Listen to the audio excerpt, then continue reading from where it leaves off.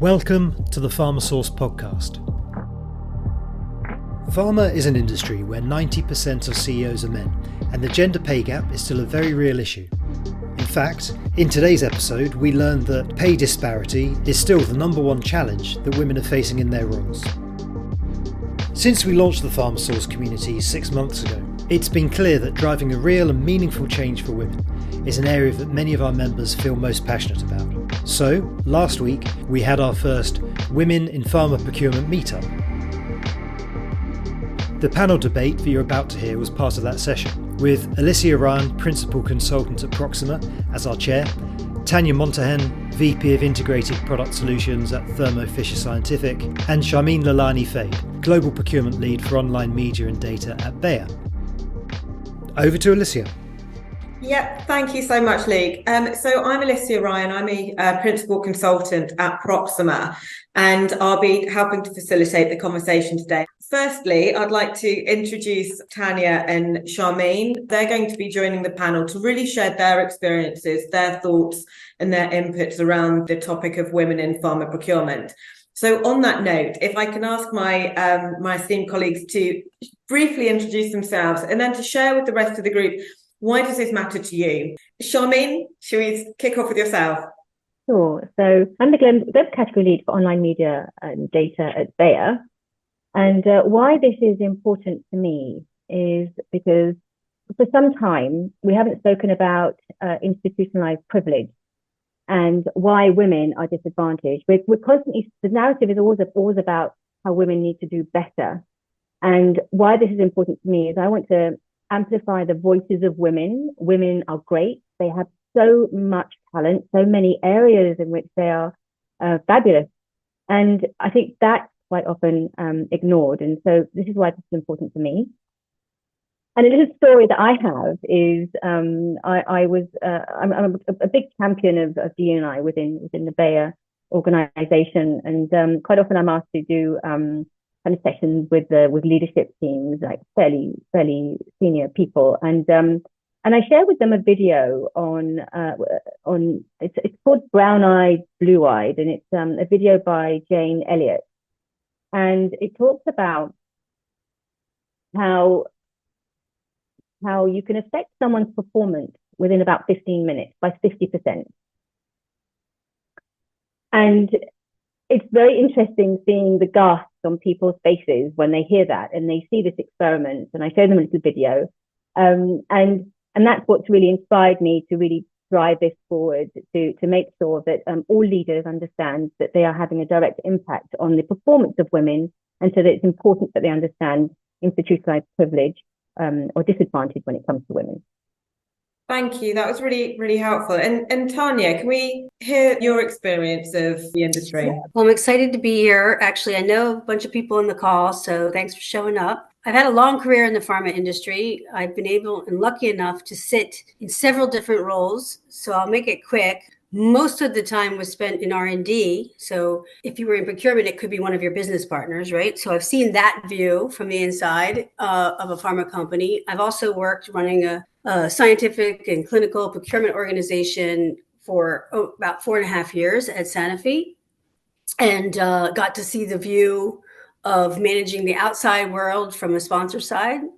And then for the last 5 years, I've been at first PPD, which was acquired then, and now I'm a part of Thermo Fisher Scientific, working across their groups on the other side in a commercial organization. So if I only knew all that I know now, when I was in procurement, it would be very, very impactful, right?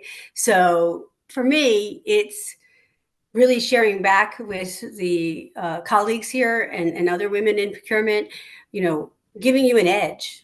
What's the edge that you can have that helps lift you up to show up the way that you're going to have an impact for your organization, whatever the organization is, and giving you the courage and the confidence to be yourself and do that. Because we do know, and why it's important to me is we know there's a lot of pressure around us, right? When you're in procurement, and it comes from all different angles, and being able to, talk about that, build ourselves up. We can try to drive the change from the top down, but, talking about that for a long time. Sometimes this creating a ground roots effort and making the change there, not only for ourselves, but for new entrants into procurement, specifically women, but all new entrants, I think we can drive a change there, and it may be more sustainable in the end. So that's why I'm here and excited to be with you. Perfect. Thank you so much. And I think a really interesting point there around the organizational level that needs to be engaged to be able to initiate and really drive change, and understanding, we may all sit here and expect it to kind of happen above, but actually to be part of that conversation and part of the dialogue to be able to drive change. That was really helpful. Thank you, Tanya. On that point, Tanya and Sharmeen, really interested to hear your thoughts and I suppose expand your thinking a little bit further around what impact have those experiences had on your careers, and linking that back to actually being able to identify how things can be improved and changed moving forward. I think the type of changes that are needed fall into three categories. So one of them is and we're speaking specifically about procurement here and your impact in your organization. A way to elevate yourself is to study the business model of the suppliers, because unless you've worked in one, you think you know it. I can tell you, I didn't know it. I didn't know how much I didn't know till I came to the other side. And putting a little effort in there will show you an edge.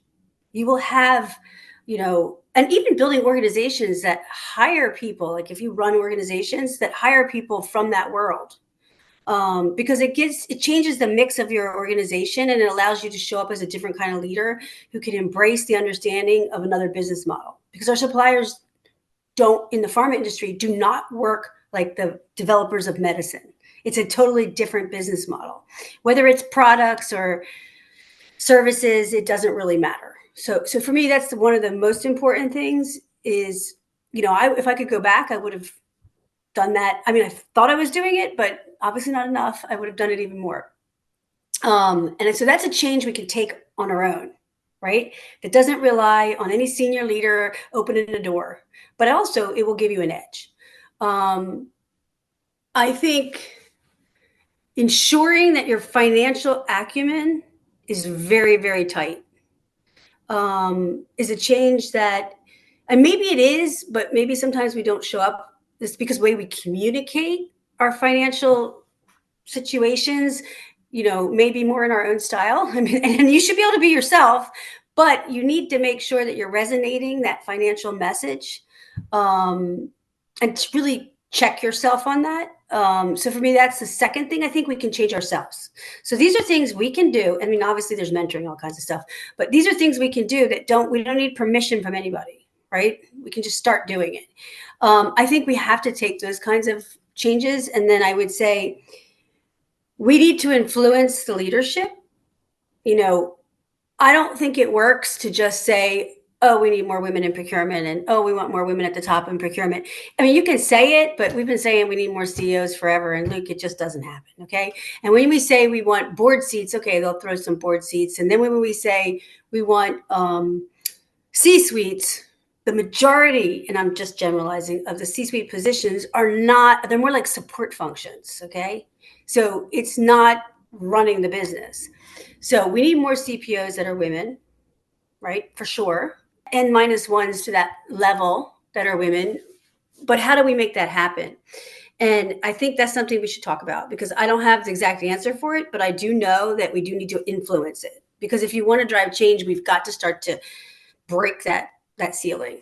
On that point, Tanya, around the number of CPOs, and Luke started off the discussion with the number of women actually on kind of within the top role of pharma companies. Do you think we can learn from other industries within the pharma sector? Do you think we can reflect at what other industries have done, or do you think we need to kind of look inwardly first? Well, I think you always should look outside at the different industries to see what the impact could be. We're going to have our own different challenges. I think there's some similarities. We probably should consider picking businesses that are in life science or other areas, but not necessarily maybe going to like energy or something crazy, like to the far side, right? Because pharma is very specific and is under a lot of pressure right now. And understanding that, we pick the market we compare to very carefully. Good morning. This is Talani. It's 6 something a.m. in Washington. So I'm not quite camera ready, but I do want to dovetail on something that you mentioned, Tanya. You talked about getting more women in the C-suite or that N-1 level. And I'd want to add one more thing. In addition to breaking the ceiling, we have to avoid the glass cliff. And that was a phenomenon that I understand. I only understood a few years ago, which is when all hell breaks loose, appoint a woman to appease the masses. Don't give them the support. And when they fail, say, look, we tried, and then don't try for another 10 years. And I think that's something that is, as a trap we need to avoid falling into, so that the very first offer that we receive to get to a CPO position or to that level isn't one that we accept, because we have to look at the support system around the probability of success. And if the deck is stacked against you, don't jump for that position, because we will essentially set the movement back more years than is necessary. Interesting. You know, I think when I was making the move into procurement, I think I was told once that maybe I was a double risk because, one, I actually hadn't been in procurement. Two, and I'm coming in at a high level, I'm a woman. I'm like, what are you talking about? Like, I was so mad. You have no idea. So of course I had to control that, but I'm sure my face did not.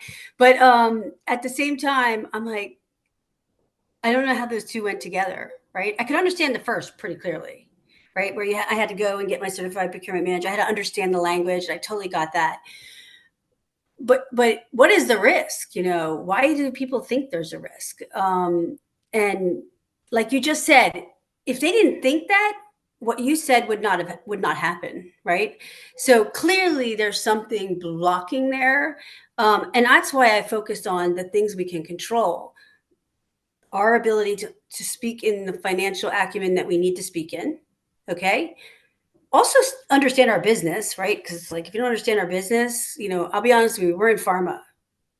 When I joined procurement, there were people who worked 8 years and I asked, well, what is the product you're working on? And they didn't have the answer. So that's not okay. Like you got to know your business, right? You got to know what you're doing, right? And then the other part was, you know, build the confidence to speak up, bring your ideas, study the models. I mean, it's a lot of work. It's not just go in and do what the job description says, right? Because if you really want to, and honestly, I think you'll make a bigger impact if you do these things. So Talani, it was a good point, and we don't want that to occur. Remember, just because one woman moves to the top doesn't solve the problem for everybody. That's the first thing. It means, to me, I mean, it means nothing. It just means one person was good, got a job, and great for them. But it needs to be, when we say we have made success and this action has caused a shift, it's going to be benefiting many people. It has to be like that. Otherwise, it's we're not really making an impact. For me, I don't think women need to do necessarily more. I think women are there. A lot of women are there. I think for me, it's about speaking a language that everyone understands. Do your research into the history of women, the history of feminism. What is it that's holding us back truly? Because I think that is very empowering. I think once you realize it's not just you, it is the system, it's institutionalized discrimination against women, that will empower you to hold a narrative and to hold yourself up high and expect, rather than trying harder and harder and harder, because we've been trying for a long time. So it's about time that we stood up and we said, right, we've been trying, we've got the qualifications, we've been to university, we know our products, we have financial acumen. How do we change the organizations that we're in? How do we change the hearts and minds? how do we look at the cultural norms and cultures? How do we speak to HR and ask them to put into practices institutional practices that address the privilege that is or lack of privilege that is against us? Listen, I say this because with racism, it's not caused by a black person. Sexism is not caused by a woman, in my book. And so, from what I've done, and what I wish I'd done earlier, is to realize that I have been doing everything that I need to be doing. Yes, I can improve. Everyone can improve. We're not perfect. But to Tanya's point, I mean, it's really, we don't just need one woman at the top, right? We need to realize, accept that we are talented and we are good and or excellent, and we deserve a place. I think that's what is really important for me, and understanding what a microaggression is and having that dialogue. So if you're accused of microaggressing a privileged person, a male, making sure that your leadership understands what is going on there, and you're all speaking the same language. Thank you. I think that was a really, really good viewpoint, and I absolutely love the avoid the glass cliff analogy there. I thought that was fantastic. This is the point in the session where we shared an audience poll about the top challenges that members have faced in their career. Of all the challenges, the number one issue raised was the gender pay gap, followed by lack of female role models in the workplace and feeling marginalised with a lack of empathy from male colleagues. Let's just take the top one for a second, because it's something everybody knows. I mean, I worked in a company, and I'm not naming which one, but I would get a message saying, oh, from the state that you live in, here's the figures for women that were hired, and this is part of our effort. And I'd be like, what are you talking? Like that was the effort they took to have some equality and especially on the salaries. And I'm thinking to myself, that's not an effort. That's just like a report out. Okay. So there was no action. So it really annoyed me more than made me feel reassured that the company was paying attention to salaries in that state that I lived in at the time for women.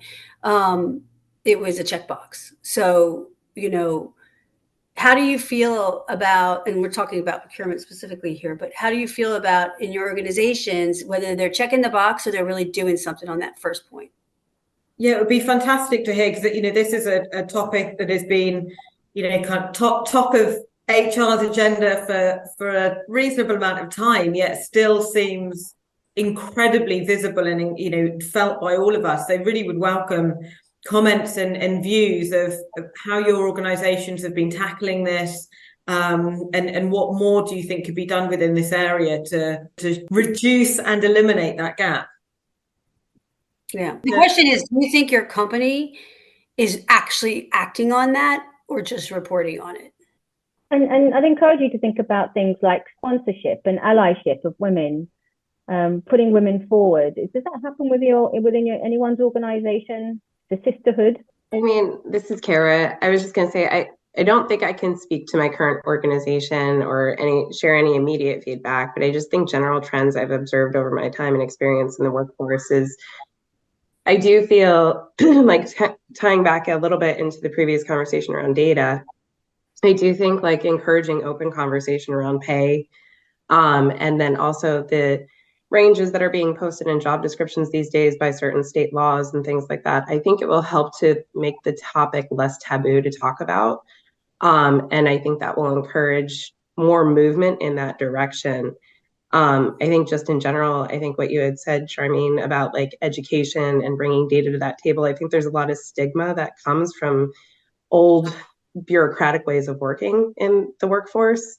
And I think the more we could bring data to the table to highlight why maybe some of those stigmas are incorrect, I think it would really help to shift those tides. So that's a really important point, Kara. I mean, in order to address a problem, you need to know what the problem is, and data helps you to understand what the problem is, and how big that problem is.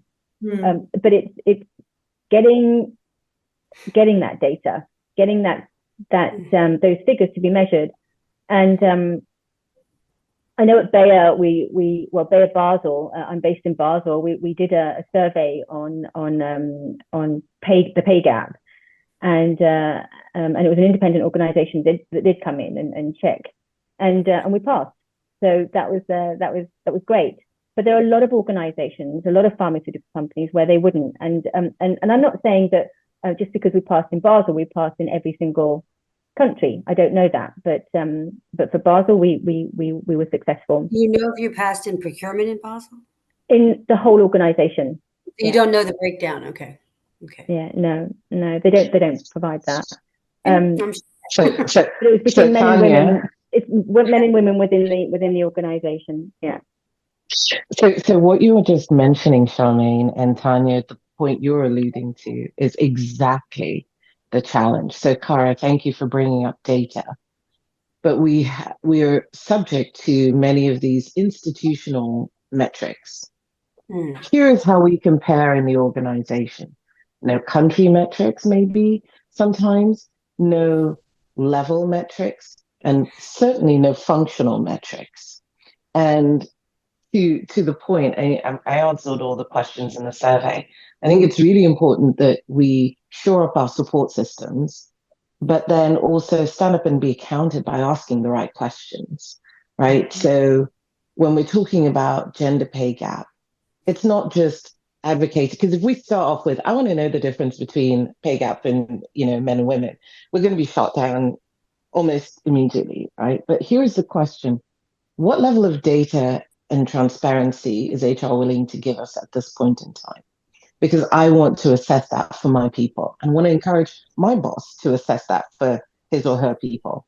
And it starts with those, like us being good ambassadors and good advocates, sort of encourages other people to do the same. Because by the time they come to the realization that this is action they can take, it's, you're already there, and we always want to be leading the way. And I think that's the point, Tanya, you were making, which is we can't just be good, but we have to be smart about the ways that we advocate for ourselves and also show up as leaders, right? And that's where we start. Okay, I want to see the data. If you can't send it to me, can you screenshot it? Can you flash it up on a screen?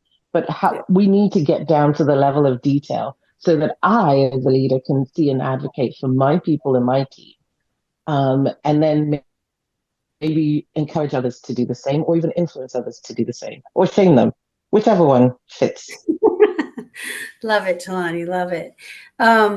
So just to go a little further, to give you a personal example, I think when you become a leader that actually hires people, right?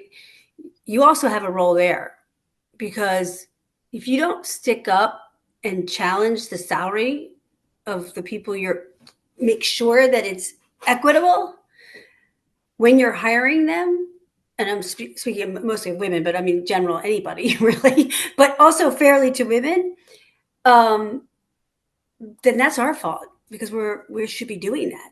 It's interesting because when I started to act on that and pay attention to it in my organization, I never got a no. Never got a no. When I said, but I want to push it to this level because of the qualification, because of, I explained the talent, I explained it all. Like you said, the person was ready. This is where this person needs to come in on the market. I fought against it. I actually ended up not getting, you can't go above the ranges of the levels, so you can't be like totally nuts, but you got to fight against that HR beast that's like on your back, okay, and the finance budgets and the things like that. And I think that I started to advocate and fight a little harder in the hiring process, and I think that was it felt good. to be able to act there, right? It felt good during the yearly reviews to be able to really look at it, because before I just looked at everybody and I never looked at that angle. I'm just being honest. I didn't like focus on that angle. And I started to do that years ago.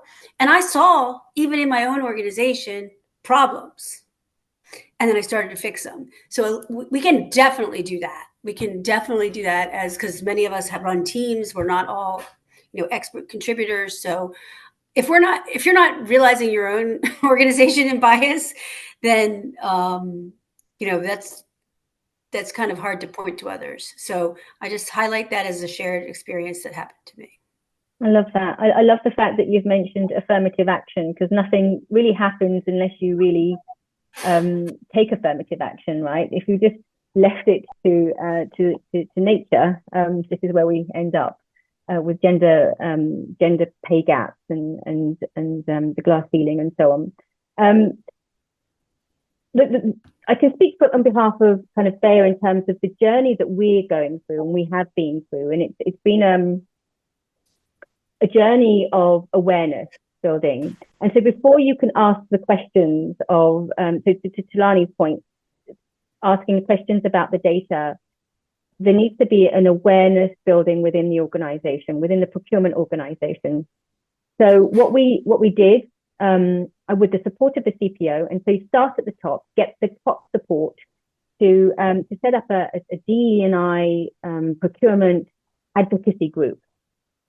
And we had done that, and we'd created a group called SWELL, so Stronger with Inclusion, Respect and Love. And you would not believe how difficult it was to get the word love in there, right? And so we advocated for women. We asked for videos to be made, for awareness building. We went to different parts of the organization to talk about the history of feminism, the glass ceiling and what it meant, empathy kind of session groups to increase empathy towards women.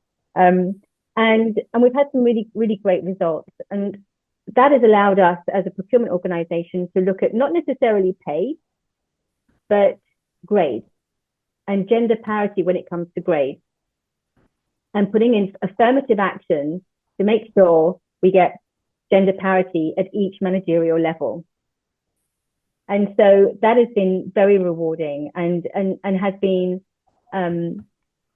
even pointed out in our voice surveys. So when we have surveys related to how the organization believes how inclusive we are, that score has been going up. So it's a real tangible metric. The next stage is to look at salary, I guess, as a procurement organization globally. I know in Basel we're okay, but in procurement globally, how does the salaries compare? But it's a really good point. There's Dr. Livingston, I think his name is Dr. Robert Livingston, and he wrote a book called Power and Privilege, and he talks about how nothing changes unless there is affirmative action, unless you sit back and you say, right, when I do hire, am I going to have to make an effort to make sure that I get an equal number of responses from women, and that I will give a chance to a woman, that I will support a woman, I will be an ally towards a woman, and I will sponsor a woman. So when she's not in the room, I will speak on their behalf and elevate their voice. Just going to point around, hey, and I think there's some really good points there around the visibility of data, and really being able to harness data in quite a powerful way. What are people's views on the generational change when it comes to transparency and openness around salary?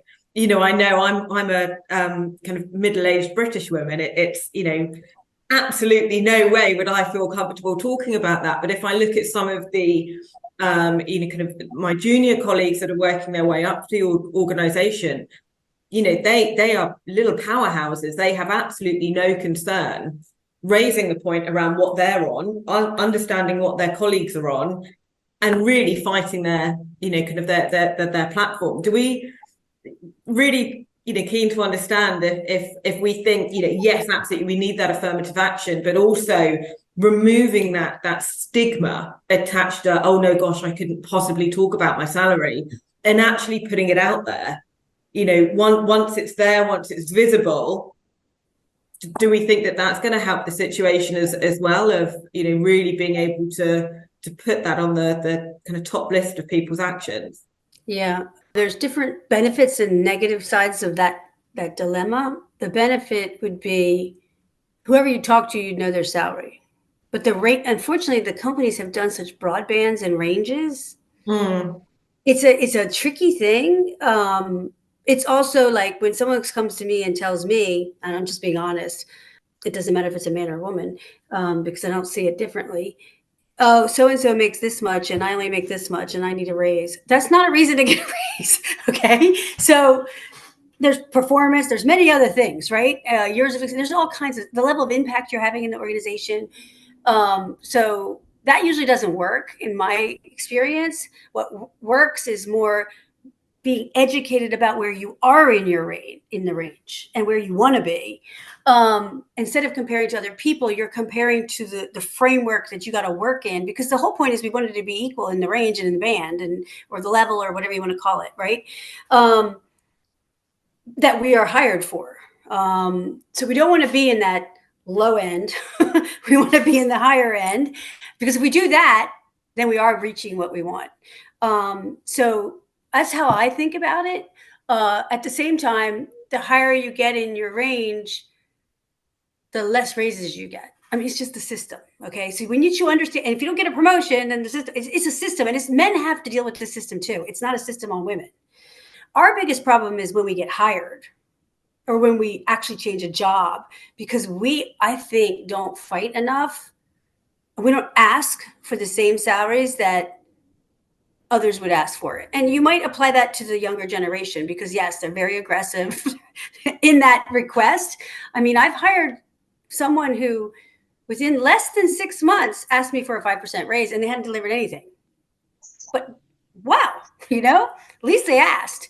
And I remember mentoring women who wanted promotions and wanted increases. And I said, well, have you asked for it? And they're like, no, they should give it to me. I'm like, no, you have to ask for it. So like it's both ways. So I just wanted to, that's my thought on it. It's just something, it doesn't mean I'm right. I just sharing what I've experienced. Honestly, with you, if I may speak, this is Mylin speaking. I think that this benchmark analyses are very, very important. Take example, for example, Germany, okay? Now, Germany is very old school kind of mindset thinking. But even now, there is one web page actually on Facebook, and people there are actually revealing their salary. You have, for example, the electrician going there, revealing his salary, the bartender, the waitress, and you can see that people actually appreciate it. They even said, oh my God, that's amazing. Now I know that I'm actually underpaid, or that I'm actually okay with my salary, because they did not know before. And I can see that these barriers are changing. And I think that they should be changing, and these data should be official, because we are procurement, right? And for example, when you're negotiating with your suppliers, you do your benchmark analysis. So why we cannot apply it in our personal life as well? I think that this data should be a mandatory for every P&O or HR department in the company, and they should give it to all the associates so they know how well they are actually paid. I think that's a great point. You're supposed to be able to get your range. They are. I mean, I have never, when I ask for it, I've never got a no. I've always gotten the range. I know where I am in the range. I don't know if that's true in all companies, but I agree with you. I love that attitude where we got to educate, we got to know whether we should be happy with the salary or not. Okay. Right. I think to that point, though, I think from a leadership perspective as well, right? One of the asks of leaders is to differentiate. So when it comes to annual reviews, we have to differentiate. Well, I want to differentiate, and I want to reward my higher performers.